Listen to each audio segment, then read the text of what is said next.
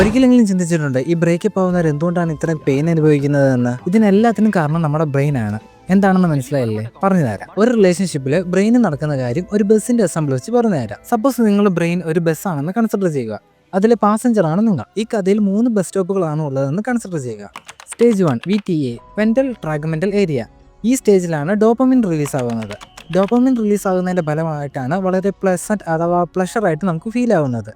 മറ്റേ അടിവയറ്റ് മഞ്ഞ് വീഴുന്ന സെറ്റപ്പ് ഇല്ലേ, അത് തന്നെ. ഓക്കെ, നമ്മുടെ ബസ് ഇപ്പോൾ സെക്കൻഡ് സ്റ്റോപ്പിലെത്തിയിരിക്കുന്നു. സ്റ്റോപ്പിന്റെ പേരാണ് ന്യൂക്ലിയസ് അക്കംബനസ്. നിങ്ങളൊരു ബോയ് ആയിരുന്നാൽ ഡോപ്പമിന്റെ കൂടെ ടെസ്റ്റോസ്റ്റിറോൺ ആൻഡ് വാസോപ്രസിൻ എന്നീ കെമിക്കലുകൾ നിങ്ങൾക്ക് ഫ്യൂൽ ചെയ്യുന്നു. അതേസമയം നിങ്ങളൊരു ഗേൾ ആയിരുന്നാൽ ഡോപ്പമിന്റെ കൂടെ ഈസ്ട്രോജൻ ആൻഡ് വാസോപ്രസിൻ എന്നീ കെമിക്കലുകൾ നിങ്ങൾക്ക് ഫ്യൂൽ ആവുന്നു. ഈ ഒരു സ്റ്റേജിലാണ് രണ്ടുപേരുടെയും body and brain one after another addict ആവുന്നത്. ഓക്കെ, നമ്മുടെ ബസ് ഇപ്പോൾ ഫൈനൽ സ്റ്റോപ്പിലേക്ക് എത്തിയിരിക്കുന്നു. സ്റ്റോപ്പിന്റെ പേരാണ് CN കാർഡിയക് ന്യൂക്ലിയസ്. ഈ ഒരു സ്റ്റേജിൽ നിങ്ങളുടെ ബ്രെയിൻ നിങ്ങളുടെ പാർട്ണറുടെ ലുക്ക്, സ്മെൽ എല്ലാം മെമ്മറൈസ് ചെയ്യുന്നു. ഇതുകൊണ്ട് എന്താണ് പ്രശ്നം എന്ന് വെച്ചാൽ നിങ്ങൾക്ക് നിങ്ങളുടെ പാർട്ണറോടല്ലാതെ മറ്റാരോടും യാതൊരു ഇൻട്രസ്റ്റും കാണില്ല. ഈ 3 സ്റ്റേജിലൂടെയും കടന്നുപോയ ഒരു വ്യക്തി ബ്രേക്കപ്പ് ആയാൽ വെരി വെരി വെരി പെയിൻഫുൾ ആയിരിക്കും. അതുകൊണ്ടാണ് ബ്രേക്കപ്പ് പലവരുടെയും അവസാനത്തിന് വരെ കാരണമാവുന്നത്. വീഡിയോ റിലേറ്റബിൾ ആണെന്ന് തോന്നിക്കഴിഞ്ഞാൽ നിങ്ങളുടെ അഭിപ്രായം എന്താണെങ്കിലും കമന്റ് സെക്ഷനിൽ പറയുക. നിങ്ങളുടെ ബ്രേക്കപ്പ് ആവാൻ പോകുന്നതും ബ്രേക്കപ്പ് ആയതുമായ ഫ്രണ്ട്സിനെ ഈ റീൽ അയച്ചു കൊടുത്തിട്ട് പറ.